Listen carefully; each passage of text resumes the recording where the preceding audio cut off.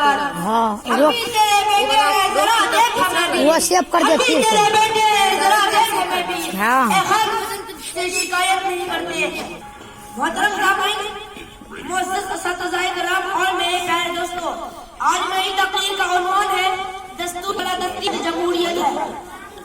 प्यारे साथियों, हम हिंदुस्तानियों के लिए 26 जनवरी की तारीख खुद एतमादी और इज्जत की बहाली की अलामत है, क्योंकि 1950 को इसी दिन लोगों के बनाए हुए कानून और दस्तूर से हमें मुकम्मल तौर पर आजादी मिली, जो हमें गुलाम समझते थे और जिनके बुनियादी मकसद भी शामिल था।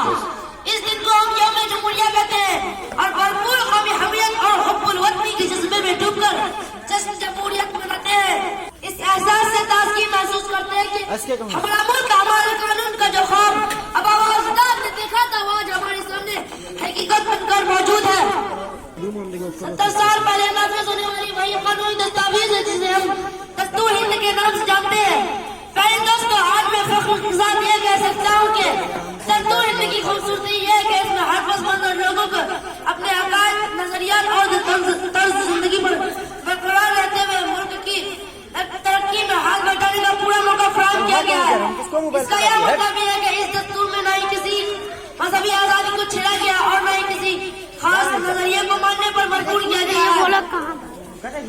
यही वजह है कि ऐसे लोग दस्तूर हिंद को यकीनी बनाने के बजाय दस्तूर को अपने मंशा के मुताबिक बदलने की कोशिश और बात कर रहे हैं। यही वो लोग हैं जो आपके खाने पीने, सनात, तर्ज जिंदगी, हत्ता के मजहबी मामलात को भी तय करना चाहते हैं। मेरे अजीजों, दस्तूर हिंद की तमाम खूबियों के विवाद आज हमारा मुल्क हिंदुस्तान में ऐसा महसूस हो रहा है कि एक खास तबका मुल्क के पूरे निजाम को हाईजैक करने पर तुला हुआ है। इसी चंद बातों पर मैं अपनी तकरीर खत्म करता हूँ।